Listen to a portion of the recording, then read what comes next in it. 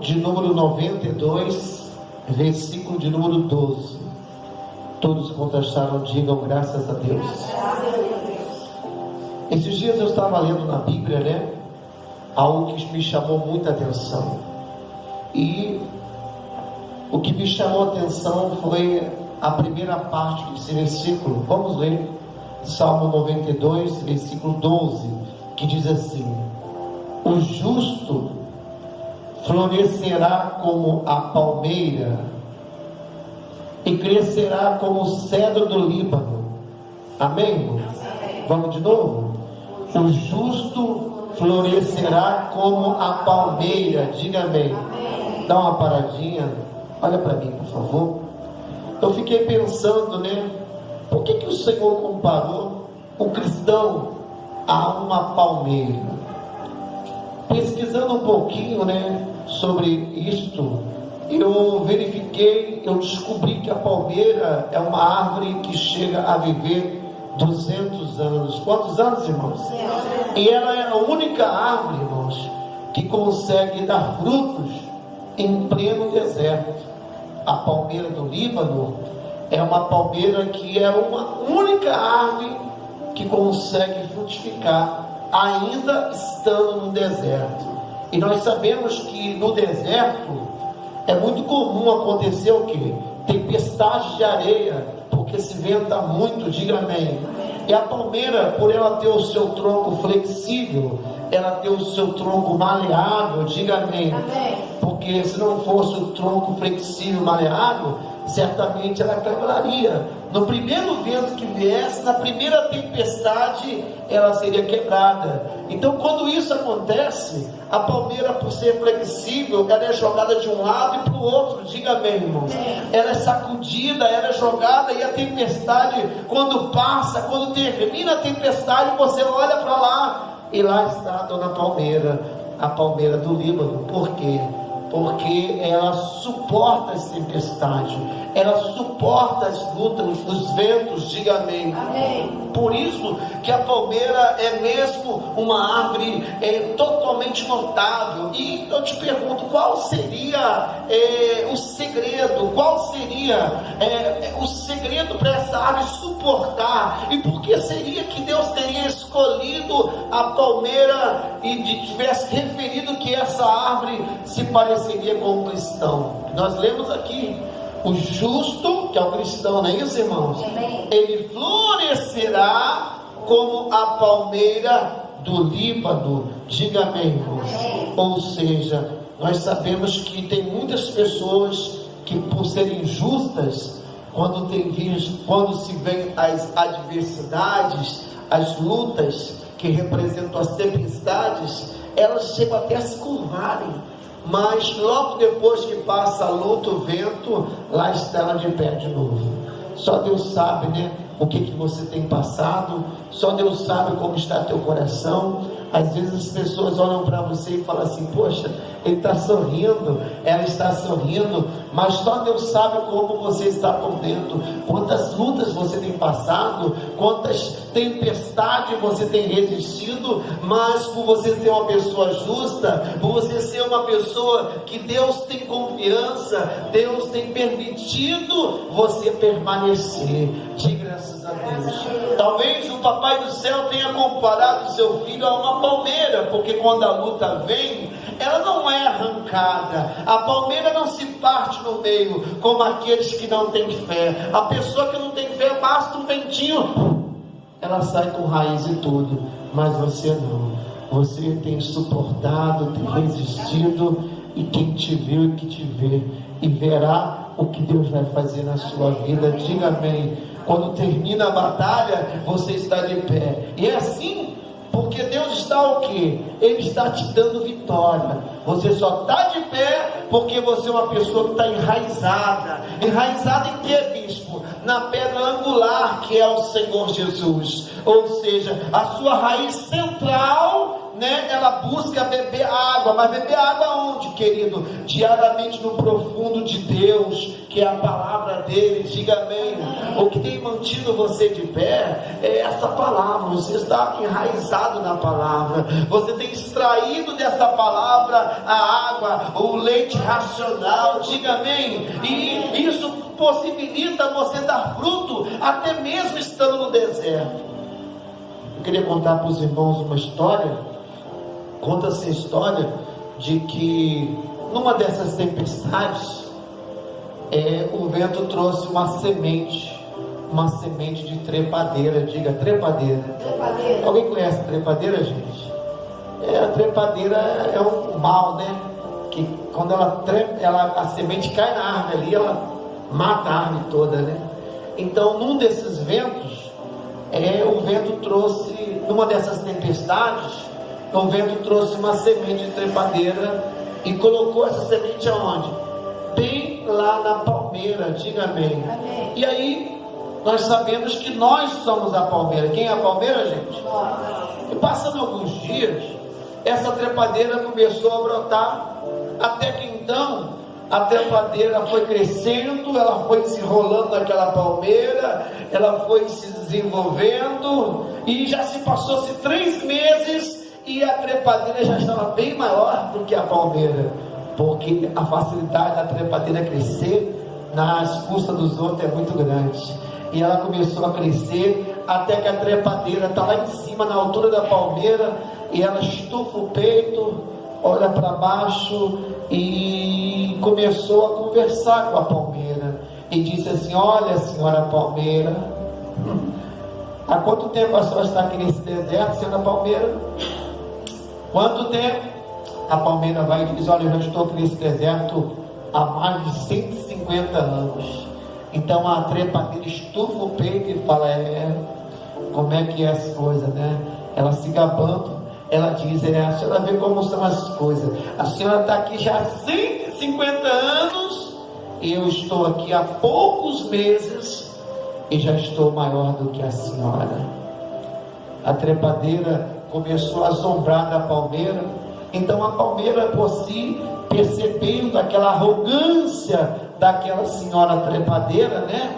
Ela sabendo que aquela trepadeira estava ali, mas não tinha o que, gente? Raízes, diga amém. Ela estava ali, mas estava na aba, porque a palmeira, sim, a palmeira ela tem raiz profunda. Ela vai lá no veio, ela procura achar o veio da água para extrair. E ela quando acha um lençol freático, ela vai bebendo, e quando ela acha uma pedra, ela se enrola a raiz, porque se a raiz dela estiver enrolada na pedra angular, que é Jesus, que é a palavra, ela está firme, pode vir o vento que for, que a palmeira não salta. Mas a trepadeira, que tinha só 3 meses, estufou o peito e começou com arrogância, a achar que estava no mesmo nível, no mesmo patamar. Então a palmeira olha para ela e, percebendo aquela arrogância, né? Porque a palmeira sabia que aquela trepadeira não tinha o que, gente? Raízes profundas. Diga amém. A palmeira olha para baixo e fala assim: pois é, minha filha, você já não tem ideia de quantas trepadeiras já me disseram isso. Igualmente acontece com você, meu irmão. Quantos já vieram, quantos já saíram dessa igreja, e você está aqui até hoje. Eu olho para você, eu falo: olha, o pessoal pode até sair, mas você está aqui. Dona Lúcia está aqui na igreja já há 14 anos. 14 anos. As pessoas saem, até vêm visitar aqui, sentam ali, assistem o culto, né? Mas quem está aqui tem raiz. Quem está aqui está firme. Não é qualquer ventinho que tira você, não é qualquer tempestade que tira você. Ou seja, quantos vêm e vão, mas a obra permanece. A igreja do Senhor, a igreja não é minha, a igreja de Jesus, mas você permanece por quê? Porque você está plantada na palavra de Deus.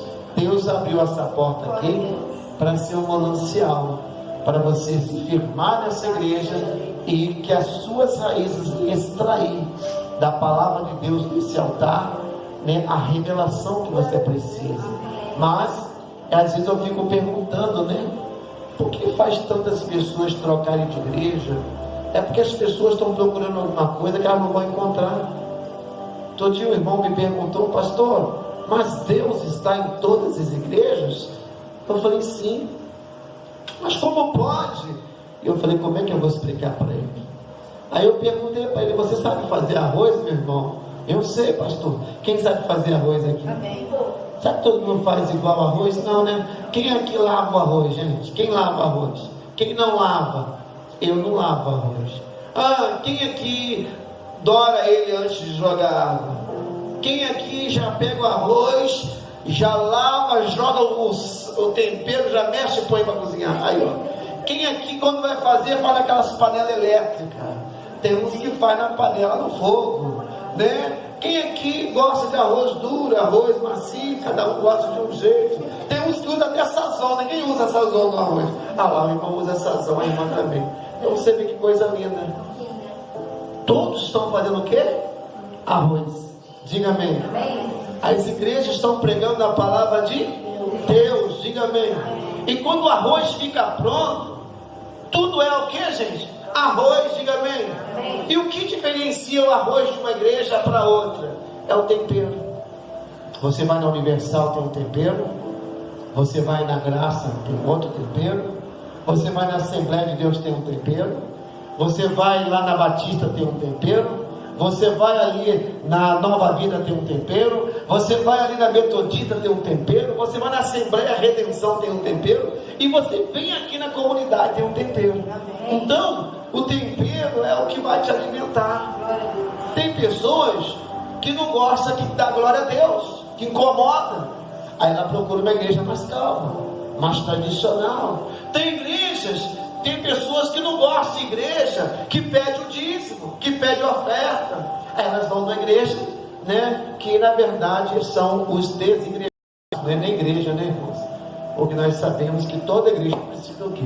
Pagar a luz, né? Pagar a água, os impostos, os contadores.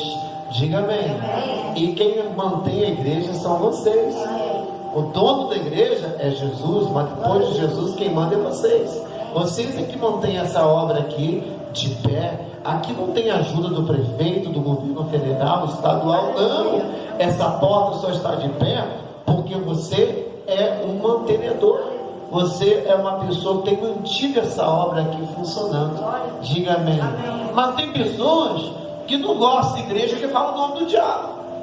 Tem uns que falam: pastor, aquele pastor vai orar, só sabe isso. Ai, diabo, manifesta. Não gosta. Então, você tem que procurar uma igreja que vá de encontro à sua vontade. Diga amém.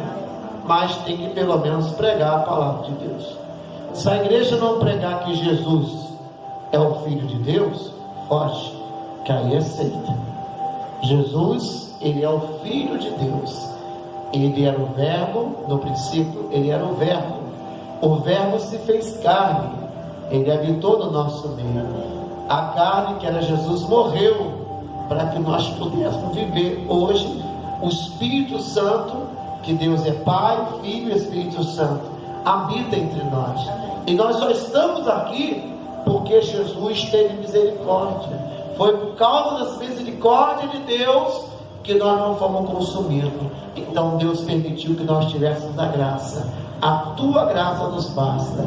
O que é graça? É favor imerecido. Nós não merecíamos estar aqui, mas pelo amor de Deus, que nos amou primeiro, ao ponto de dar o seu único filho Jesus, hoje nós estamos aqui para testemunhar. Então, vocês entenderam? Todas as igrejas têm Deus. A única diferença é o tempero. Tem igrejas que não pode nem bater palma. Tem igrejas que obriga a bater palma. Tem igrejas que para você ler a Bíblia tem que ser em pé. Tem igrejas que liberam você ler sentado. O importante é que você esteja buscando o Senhor, porque lá no céu não tem placa. A igreja é de Jesus. Você tem que entender o seguinte: você precisa ser salvo. E a salvação só vem por Jesus Cristo, nosso Senhor e Salvador. Diga graças a Deus. Voltando para a palavra de Deus, aqui no Salmos de número 92, o justo, ele florescerá como a palmeira do Líbano. Versículo 13. Os que estão plantados aonde, irmãos? Na casa do Senhor, florescerão nos atos do nosso Deus. Meu irmão, dá uma paradinha, olha para mim. Você precisa estar plantado. Você precisa estar plantada, porque se você estiver plantado aqui, Deus, ele vai regar você. A Bíblia fala que Paulo plantou, Apolo regou, mas foi Deus que o quê? Deu um crescimento. Tem muitas pessoas que não estão plantadas.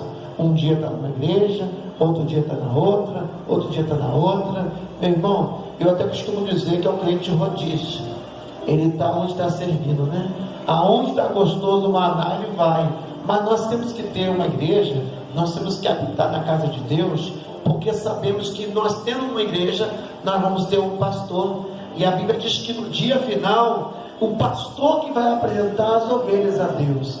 Você imagina você ficar rodeando para lá e para cá, e Jesus volta e arrebata, e como é que você vai fazer?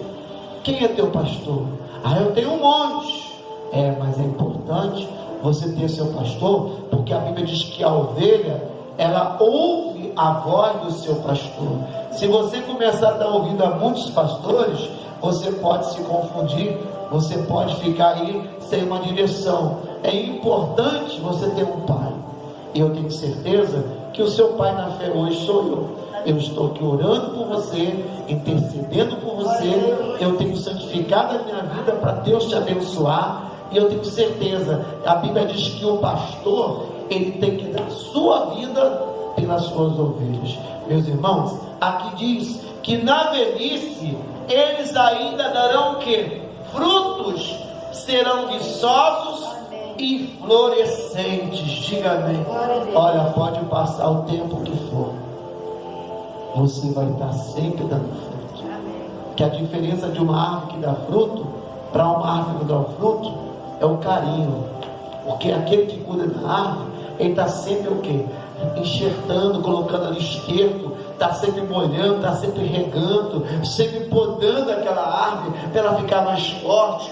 Mas se você é uma pessoa que não tem alguém para te dar um direcionamento, para te orientar, para te mostrar na Bíblia, certamente você acaba fazendo tudo por sua conta própria, e isso não é bom. A Bíblia diz que na multidão de conselhos se acha a resposta certa, mas tem que tomar cuidado. Quem está te aconselhando? A Bíblia também diz que tem caminhos que parecem bons, mas o fim desses caminhos são o quê? Caminhos de morte. Então, você só vai conseguir saber se a árvore é boa pelo fruto. Por isso Jesus diz: conhecereis a verdade, e é a verdade que vos libertará. Versículo 15.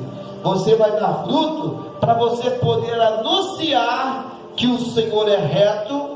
Ele é a minha rocha, e nele não há o que, gente? Meu irmão, o nosso Deus, ele é reto. Tem pessoas aí fora que têm o costume de dizer que Deus escreve certo por linhas tortas. Isso é mentira. Isso não está na Bíblia. Isso aí é a palavra do homem. Deus nunca escreveu por linhas tortas.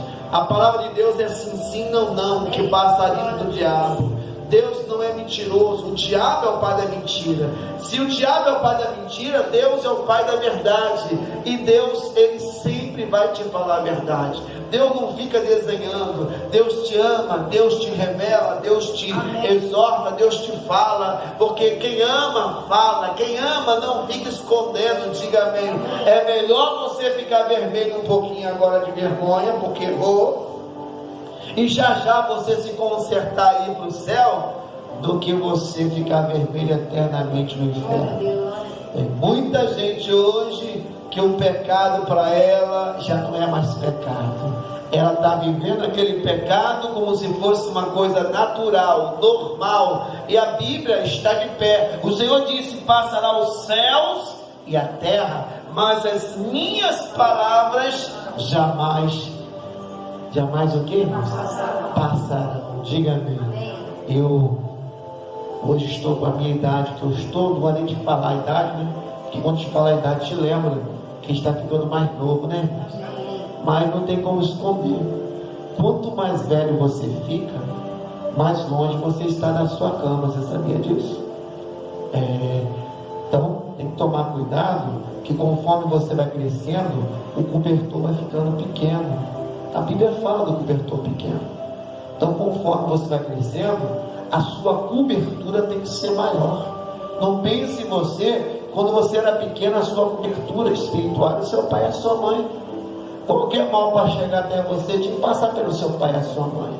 Mas agora que você já cresceu, já se batizou, já se sente de maior, você pode ver que até o cobertor aumentou. Tem que comprar um cobertor maior, assim ou não, irmão? Assim também é a sua vida espiritual. Você tem que buscar a Deus. Há tempo para todo propósito, irmãos. Há tempo de plantar, há tempo de colher, há tempo de sorrir, mas também há tempo de chorar.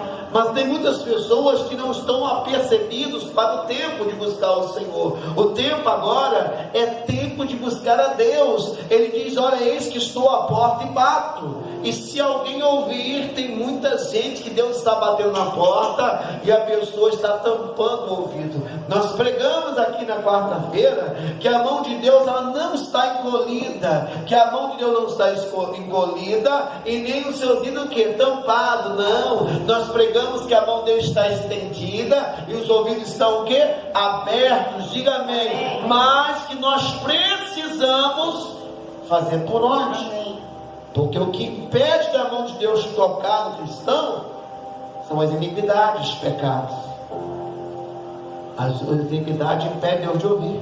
Deus ele vira as costas. Mas se você está na casa de Deus, meu irmão, Deus está pronto para te responder. Ainda antes de você pedir, Deus já está com a mão ali para te abençoar. Deus já está te ouvindo. Por isso que a Bíblia fala que Ele é um Deus onisciente. Ele sabe tudo antes de acontecer. Por isso, diz aqui que Deus está te fortalecendo. Ele está plantando você na raiz, que é a palavra dele. Diga amém. Amém. Porque ainda que você fique velho, olha, meu irmão, não vai te faltar nada. Você vai ter os frutos necessários. Tem gente, conforme vai ficando idoso, vai perdendo os frutos. Não, até pelo contrário. A videira, o pé de uva, quanto mais velho o pé de uva, mais doce é a uva. Ei, meu irmão, Deus vai adocicar a sua vida. Deus, Ele vai fazer você ter sabor de mel. Você vai ter alegria. Mas tem muitas pessoas que, conforme vai passando a idade, ao invés dela ter sabor de mel, ela tem sabor de fel. A pessoa fica ranzinza, a pessoa fica chata, qualquer barulhinho incomoda. Ainda bem que aqui não tem pessoas assim, né? Tem uns idosos aí, irmãos, que tudo implica. Olha, eu não sei o que está acontecendo, mas é o que? Está faltando o amor, está faltando o doce de Deus. Meu irmão, a vida é boa demais para ser vivida.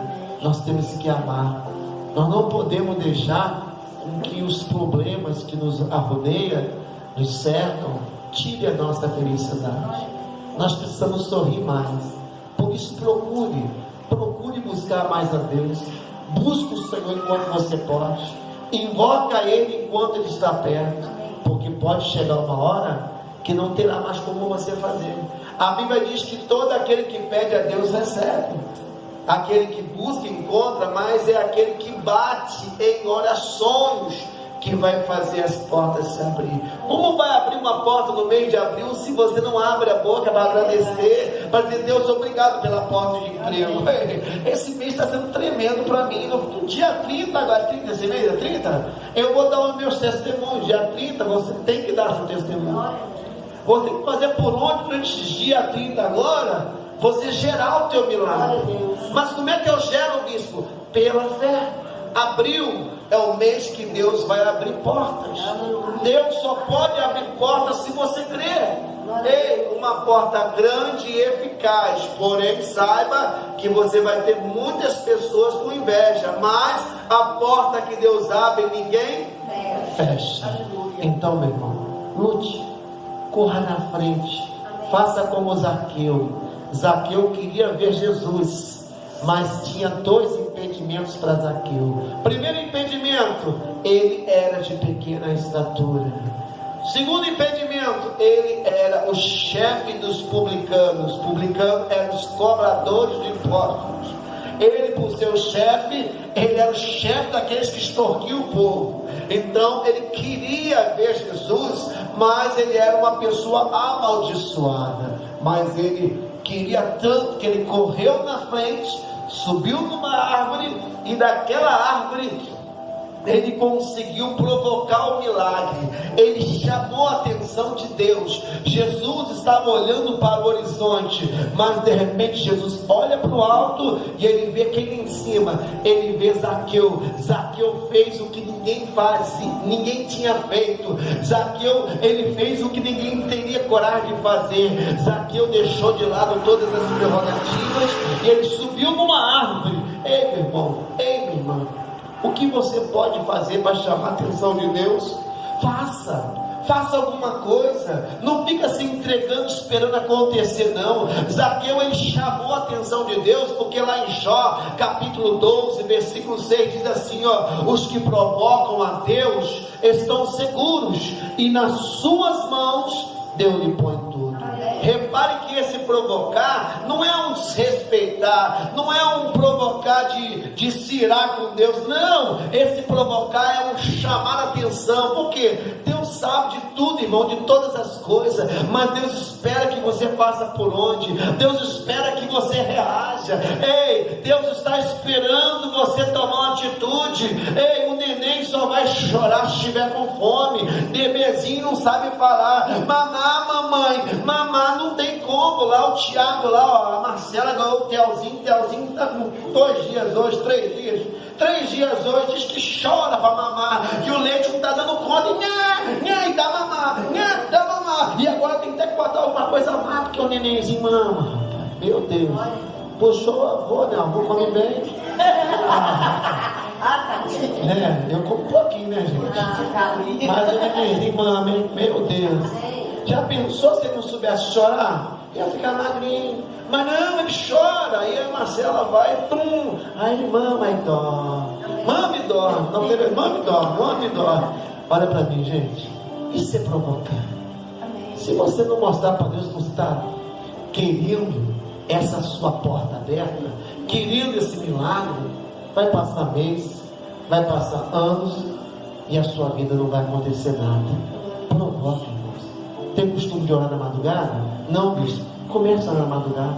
Tem costume de orar, acordar cedo para orar? Não, começa a acordar cedo. Ah, pastor, o que eu posso? Gente, tem tantas formas. Tem jejuns que você pode fazer. Olha, teve uma vez que eu larguei a minha cama, estava no mês frio de julho, peguei um papelão, fiquei 30 dias dormindo no papelão na varanda.